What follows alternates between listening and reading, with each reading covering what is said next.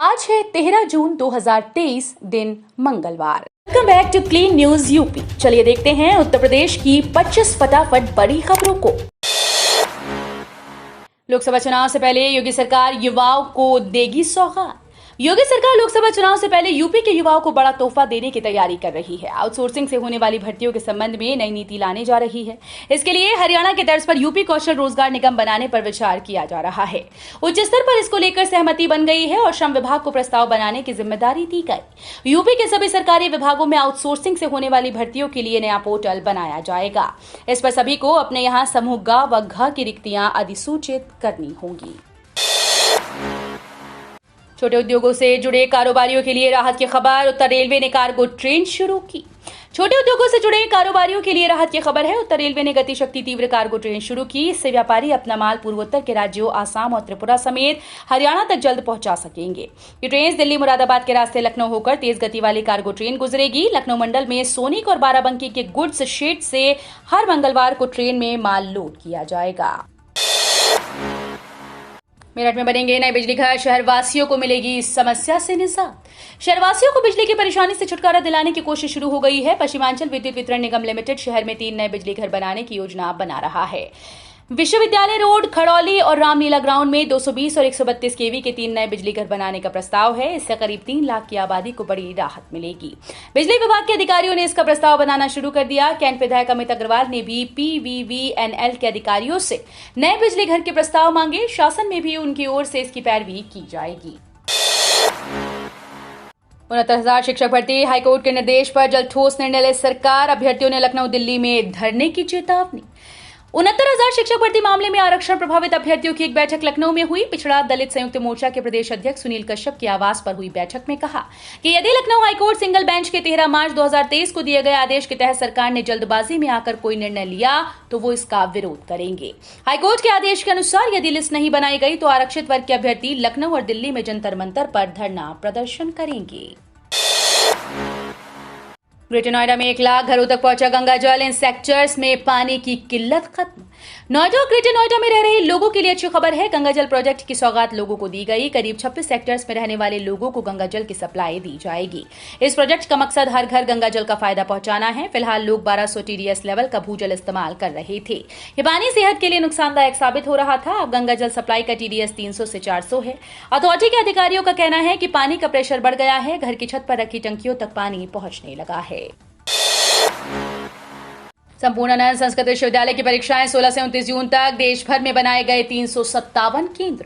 वाराणसी स्थित संपूर्णानंद संस्कृत विश्वविद्यालय के शास्त्री और आचार्य की परीक्षाएं विश्वविद्यालय सहित संबद्ध महाविद्यालयों में 16 जून से शुरू होंगी। 29 जून तक होने वाली परीक्षाओं के लिए देश भर के 583 संस्कृत महाविद्यालयों के लिए 357 परीक्षा केंद्र बनाए गए। विश्वविद्यालय में सोमवार से देश भर के संबद्ध महाविद्यालयों को वार्षिक परीक्षाओं के लिए उत्तर पुस्तिका और परीक्षा सामग्री दी गई। केंद्र अध्यक्ष परीक्षा भवनों से कंधों, रिक्शों और हाथ में सामग्री लेकर रवाना हुए। शास्त्री, आचार्य और मध्यमा की परीक्षाओं के लिए परीक्षा विस्तार भवन से वितरण शुरू हुआ। आम के अलावा अन्य फलों के निर्यात की भी तैयारी। अमेरिका, जर्मनी, ऑस्ट्रेलिया और फ्रांस भेजे जाएंगे। आम के अलावा अन्य फलों के निर्यात पर भी सरकार फोकस कर रही है। इसके लिए निवेशकों से बात की जा रही है। सरकार का मानना है कि अब दूसरे फलों का भी कारोबार बढ़े।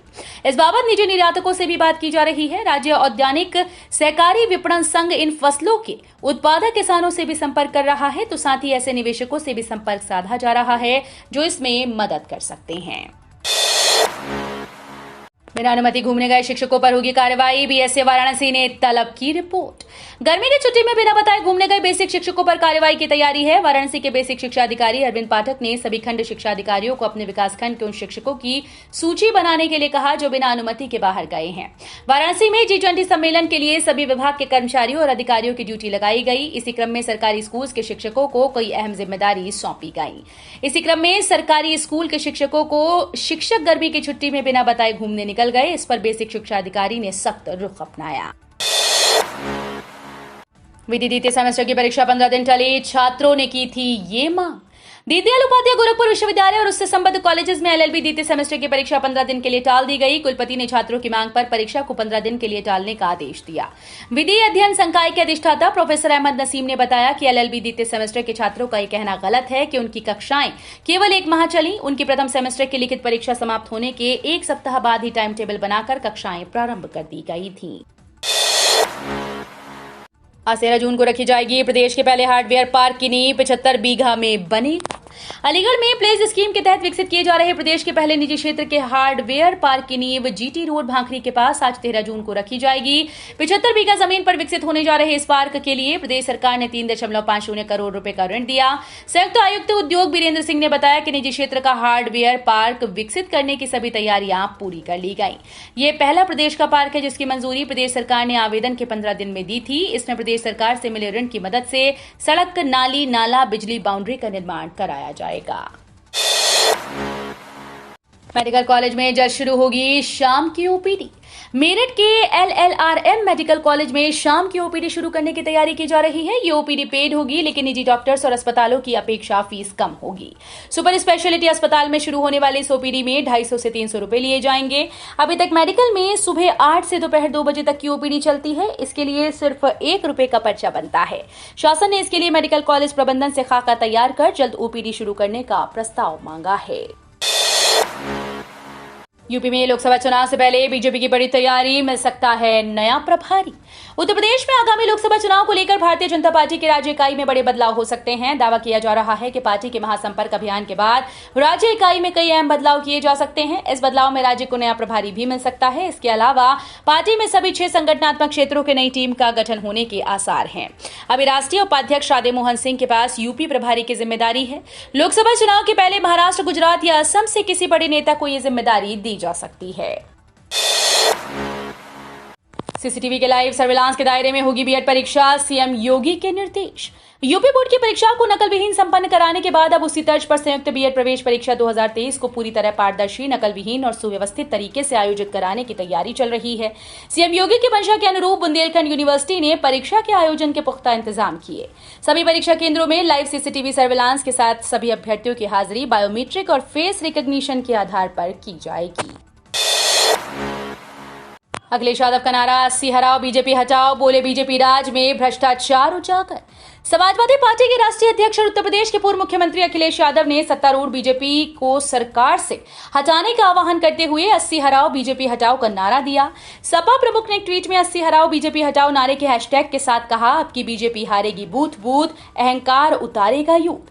अखिलेश यादव के इस नारे का अभिप्राय यह है कि बीजेपी को सत्ता से बाहर करने के लिए अगले साल लोकसभा चुनाव में उत्तर प्रदेश की सभी 80 सीट्स पर बीजेपी को चुनाव में हराना है। नोएडा के इलेक्ट्रॉनिक सिटी से वैशाली तक बनेगा नया मेट्रो रूट। वैशाली मेट्रो के एक्सटेंशन प्लान में अब नया रूट सामने आया। पिछली बार दिए गए 2 रूट प्लान को निरस्त किया गया। नए रूट में इलेक्ट्रॉनिक सिटी मेट्रो स्टेशन से मेट्रो NH9 को क्रॉस करते हुए CISF कैंप पहुंचेगी। वहां से आगे रामलीला मैदान, आदित्य मॉल, ज्ञानखंड, रामप्रस्थ के रास्ते होते हुए वैशाली मेट्रो स्टेशन से लिंक हो जाएगी। तबादले में आ रही मुश्किलें, BS से अपडेट कर सकेंगे शिक्षकों के मोबाइल नंबर। बेसिक विद्यालयों में चल रही तबादला प्रक्रिया में आ रही परेशानी को देखते हुए शिक्षकों के मोबाइल नंबर में संशोधन करने का निर्णय लिया गया। ये प्रक्रिया BSA के माध्यम से की जाएगी, क्योंकि तबादला प्रक्रिया के लिए आवेदन मोबाइल पर OTP के बिना पूरा नहीं होगा। शिक्षकों के जिले के अंदर परस्पर और एक से दूसरे जिले में चल रही तबादला प्रक्रिया में OTP न आने की समस्या आ रही थी। इसे प्रमुखता से प्रकाशित किया गया। इसे देखते हुए विभाग ने मानव संपदा पोर्टल पर दर्ज शिक्षकों के मोबाइल नंबर अपडेट करने का निर्देश दिया। गोरखपुर में अभी 2 दिन पड़ेगी प्रचंड गर्मी, फिर बूंदाबांदी के आसार। मौसम की मार अब लोगों पर भारी पड़ने लगी है। 3 दिनों से तपिश भरी गर्मी व तीखी धूप ने हर किसी को बेचैन कर दिया। फिलहाल इससे राहत मिलने की संभावना नहीं है। मौसम विशेषज्ञों के अनुसार 2 दिन तक प्रचंड गर्मी सहने के लिए तैयार रहना होगा। इसके बाद बूंदाबांदी होगी और मौसम के खुशनुमा होने के आसार हैं। कमरे में सारा समय न गुजारें, घूमें और काशी को महसूस करें। G20 मेहमानों को PM मोदी की सलाह। वाराणसी के बड़ा लालपुर स्थित व्यापार और सुविधा केंद्रों में सोमवार को G20 देशों के विकास मंत्रियों की बैठक शुरू हुई। सम्मेलन की शुरुआत से पहले उन्हें प्रधानमंत्री नरेंद्र मोदी ने वीडियो संदेश के माध्यम से संबोधित किया। दुनिया के 20 सशक्त देशों के समूह के समक्ष PM मोदी ने अपने संसदीय क्षेत्र का जी भरकर बखान किया। इस दौरान उन्होंने विदेशी मेहमानों से आग्रह किया कि वे अपना सारा समय बैठकर कमरों में न बिताएं। उन्हें घूमने और काशी को एहसास करने की सलाह दी। 1 घंटा वाहन खड़ा करने के लिए देने होंगे इतने रुपए, नई दर लागू। नोएडा प्राधिकरण शहर में चल रही पार्किंग व्यवस्था को लेकर कंपनी के चयन में जुटी हुई है। इसके लिए 5 क्लस्टर में टेंडर की प्रक्रिया को पूरा कर लिया गया। इस महीने के अंत तक सरफेस पार्किंग संचालन के लिए एजेंसी का चयन कर लिया जाएगा। टेंडर में शामिल हुई कंपनी के दस्तावेज परीक्षण के बाद पार्किंग की व्यवस्था उन्हें सौंप दी जाएगी। शहर के सड़कों पर करीब 58 जगह बनी पार्किंग में अगले महीने से गाड़ी पार्क करने के पैसे देने होंगे। एक से अधिक विषयों में एक साथ पीएचडी का मौका, बहुविषयक समस्याओं पर कर सकेंगे शोध। शैक्षणिक सत्र 2023-24 से एक से अधिक विषयों में एक साथ पीएचडी का मौका मिलेगा। राष्ट्रीय शिक्षा नीति 2020 के तहत अंतर विषयक में 2 या 2 से अधिक शैक्षणिक विषयों में छात्र पीएचडी में शोध कर सकेंगे। देश के सभी विश्वविद्यालयों और उच्च शिक्षण संस्थानों में आगामी सत्र से नए पीएचडी नियम 2023 लागू होंगे। नए नियमों से ही दाखिले लिए जाएंगे। आरबीआई के ऐलान के बाद मंदिरों में लगा 2000 रुपए के नोटों का अंबार। भारतीय रिजर्व बैंक ने पिछले महीने 2000 रुपए के नोट चलन से वापस लेने की घोषणा की थी और कहा था कि इस मूल्य के नोट को बैंक में 23 मई से 30 सितंबर 2023 तक जमा या बदला जा सकता है। उसके बाद से लोग नोट बदलने में लग गए। कुछ तो ऐसे भी निकले जो नोट बदलने से खुद को आजादी दिलाने के लिए उसका इस्तेमाल मंदिर में चढ़ावे के तौर पर करने लगे। इसका परिणाम ये हुआ कि मंदिरों में नोटों का अंबार लग गया। बता दें कि 2000 की करेंसी नोटों को चलन से वापस लेने के आरबीआई के फैसले के बाद राज्य के मंदिरों में 2000 रुपए के नोट काफी मात्रा में प्राप्त हो रहे हैं। मुझे मुगलों से मोहब्बत नहीं, ओवैसी बोले, ऐसा लगता है लाल किला पीएम मोदी ने बनवाया।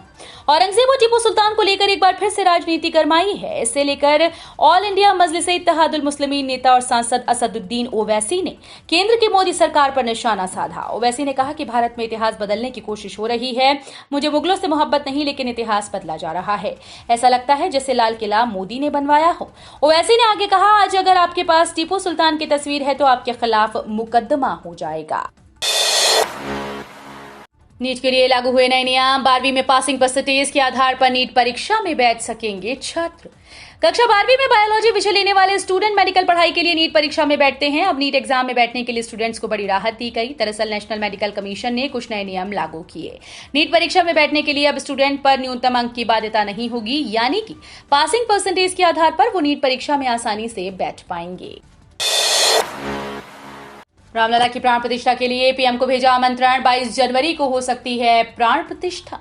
भव्य राम मंदिर में रामलला के प्राण प्रतिष्ठा महोत्सव की तैयारियां शुरू हो चुकी हैं। इसी क्रम में श्री राम जन्मभूमि तीर्थ क्षेत्र ट्रस्ट की ओर से प्रधानमंत्री नरेंद्र मोदी को आमंत्रण पत्र भी भेज दिया गया है। हालांकि पत्र को लेकर पीएमओ कार्यालय से अब तक कोई जवाब नहीं आया है। माना जा रहा है कि रामलला की प्राण प्रतिष्ठा 22 जनवरी 2024 को हो सकती है। इस तिथि को प्राण प्रतिष्ठा के लिए सर्वोत्तम माना जा रहा है। रूस की प्राइवेट मिलिट्री नहीं मान रही पुतिन का आदेश। रूस के रक्षा मंत्रालय ने एक आदेश जारी किया है जिसके तहत यूक्रेन के खिलाफ लड़ रहे सभी रूसी वॉलंटियर्स की टुकड़ियों को रूस की सेना में शामिल होना होगा। इसके लिए सभी प्राइवेट मिलिट्री से कॉन्ट्रैक्ट साइन करवाया जाएगा। हालांकि रूस की सबसे बड़ी प्राइवेट मिलिट्री वैगनर ने यह समझौता करने से इनकार कर दिया है। वैगनर के मालिक येवगेनी प्रिगोजिन ने कहा कि हम रक्षा मंत्रालय के साथ कोई समझौता नहीं करेंगे। तो ये थी आज की 25 फटाफट बड़ी खबरें। अगर आपको न्यूज पसंद आई हो तो वीडियो को लाइक और शेयर जरूर करें। धन्यवाद।